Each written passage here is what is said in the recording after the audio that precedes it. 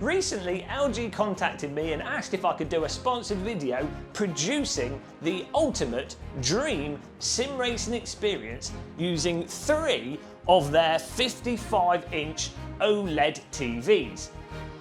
Obviously, I replied with the answer yes, despite knowing whether or not I could do that, and well, this is what we've ended up with. 165-inch absolute insanity triple screen sim racing setup. So in this video, I'm going to talk you through the screens, through the sim rig, and through the PC that makes this monster simulator possible. 4K times 3 is madness. This video is sponsored and an advert for the LG C1 TVs. Check out the link in the description for the current prices and where you can get one from. Let's go. Removing an OLED TV from its box not once, not twice, but 3 times and then mounting them to stands is perhaps one of the few things more stressful than opening your fridge door and discovering that you've run out of milk. Needless to say, due to the solid but super thin design of these OLED panels, literally 1/20th the width of a tea bag, you really need 2 people when lifting them. And only a complete moron would mount these types of TVs on their own. And after mounting 3 of them, I can say for sure that they're either really well built or I've used up all my TV mounting luck, and the next TV that I take out of a box will just spontaneously explode. Obviously, the LG C1 OLED TVs come with their own stand in the box. However, in our case, we need the screens to be at just the right height so the simulator lines up with them. So I've used one Next Level Racing TV stand for the middle, and then just 2 generic floor standing TV stands for the sides. TVs turned on, remotes bound to each TV, and TVs plugged into a PC for a beautiful eye-popping resolution of 11,520 by 2160 pixels. Outside of the LG C1 TVs being fantastic for film viewing and general TV watching, what really makes them stand out for sim racing, gaming, or just being used as PC screens is the fact that they have features in them that in the past you would only find in premium gaming monitors. The biggest being that the screens themselves can run at 120Hz, whilst also supporting G-Sync, FreeSync and variable refresh rates on games consoles, with HDMI 2.1 allowing for this massive increase of bandwidth, resolutions and frame rates over the previous HDMI protocols.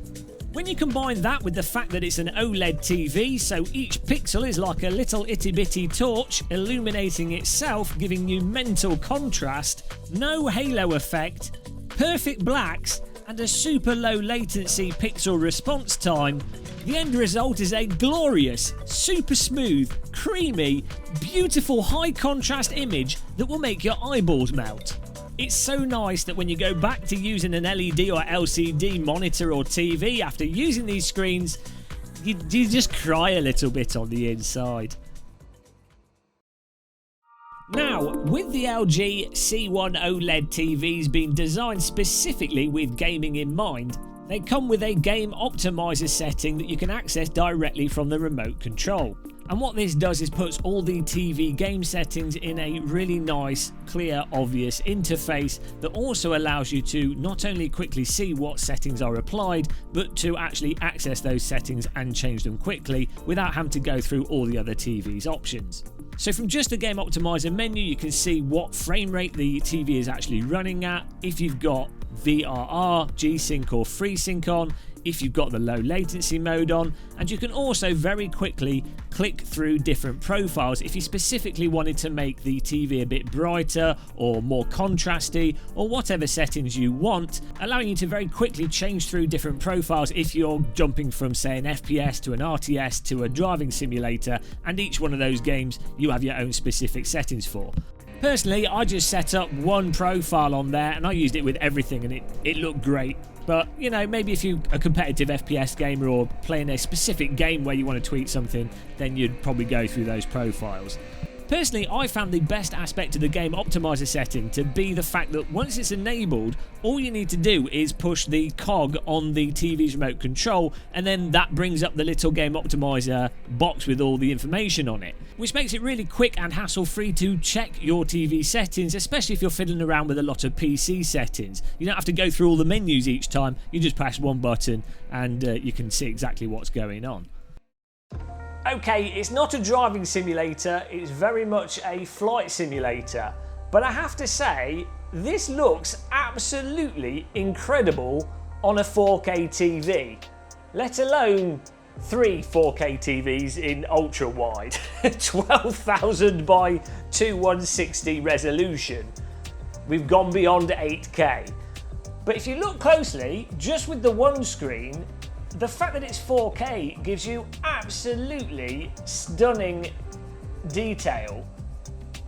And I've actually got the simulator here running on near max settings and getting a good solid 40 or so FPS, which is pretty impressive considering the resolution that we're running at. One of the other nice things with 4K screens is that because there's so many pixels there, when you get over a meter or so away from them, you really can't see those pixels, which means that you don't need to run as much anti-aliasing in a game to still get absolutely phenomenal detail and not have issues with jaggies. And just look at that. Look at that lens flare and the highlights coming off the wings. Unbelievable. Okay, we're back in the driving simulator, specifically the Porsche RSR at Silverstone in Assetto Corsa. And I'm going to talk you through the simulator hardware that we're using, the sim rig and the equipment, and the Monster Beast PC that's required to run 3 4K LG C1 OLED TVs. So starting off with the simulator, and what I'm using here is a Virtual Reality Racing Club aluminium profile T-slot rock solid simulator sim rig based platform, which all the sim racing equipment is then attached to. Now, of course, if you're a fan of the channel, you know I'm a huge fan of T-slot cockpits. They just don't move, they're absolutely rock solid and allow you to just get things exactly to where you want them to be in terms of positioning all your equipment, positioning your pedals, positioning your seat. Whatever you want to do, you can do it with T-slot, it's phenomenal. Now the awesome thing with this VRRC sim rig in particular is that we're using a GT/F1 seat, which is a sort of compromise between Formula 1 position and GT position, in that it's not fully reclined like Formula 1, but it's not fully upright like a GT seat. The end result is that we've actually got a seating position and lined ourselves up with the screens in a way that's really similar to how I was sat and driving in the Toyota Celica that I was driving at Blyton Park.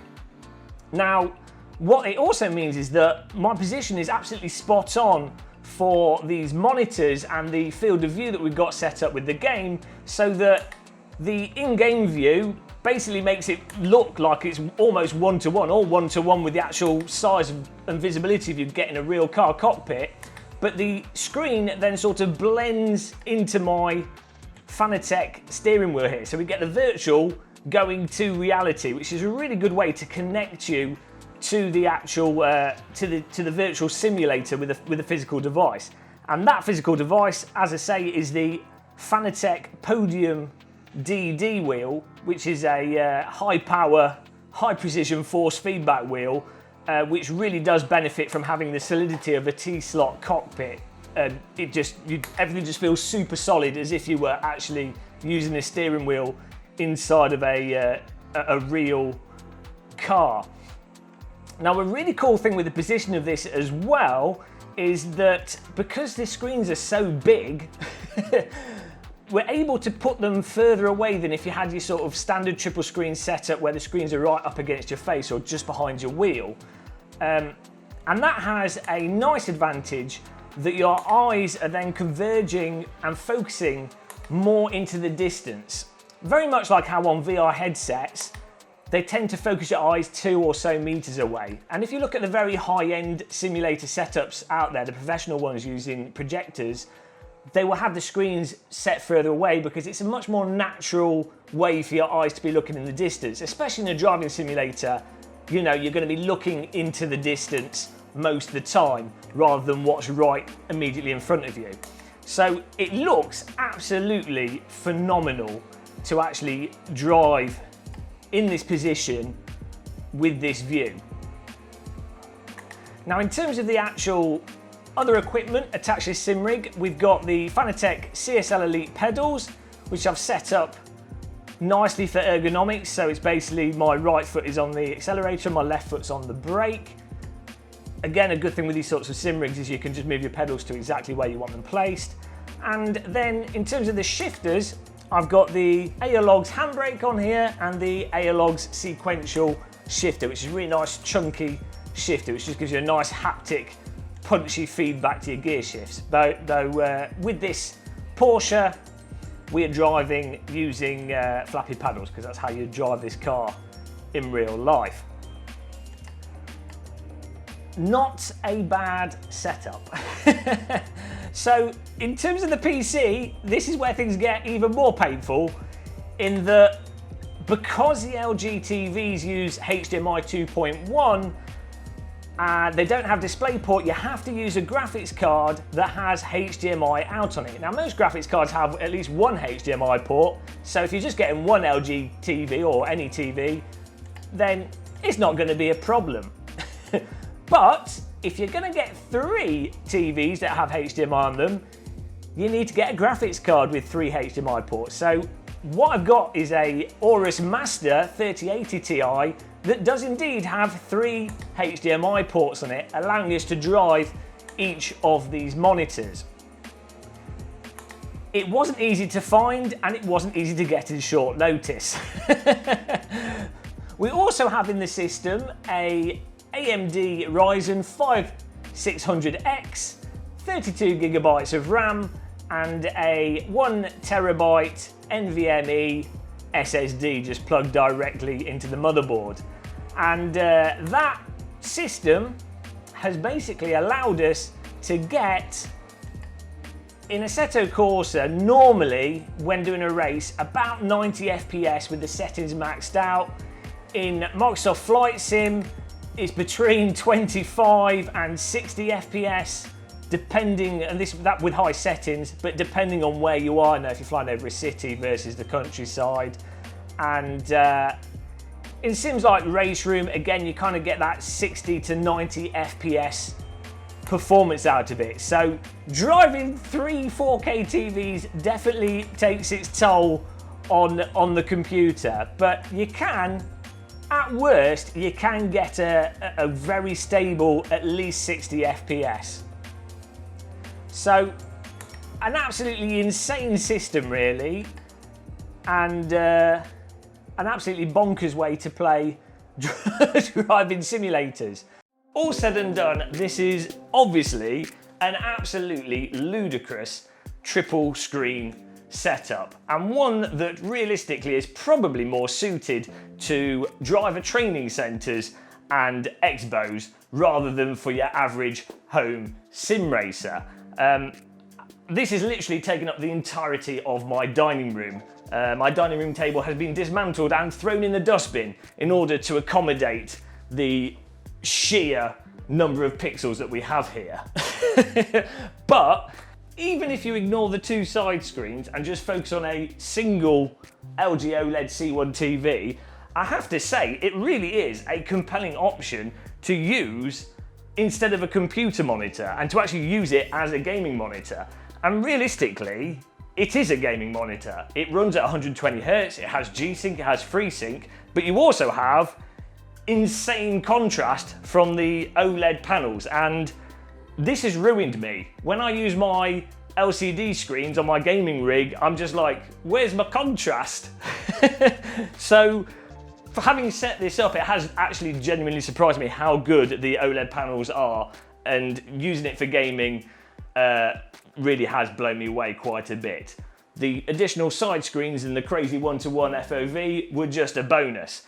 hopefully this introductory video to this triple screen insanity has been interesting for you guys. Of course, this was a sponsored video by LG for the LG C1 OLED TVs. If you want to check out prices and more information about the TVs, there's a link in the description. But aside from that, if you enjoyed the video, click the like button, subscribe, and I hope you have a good deal of happy tea drinking.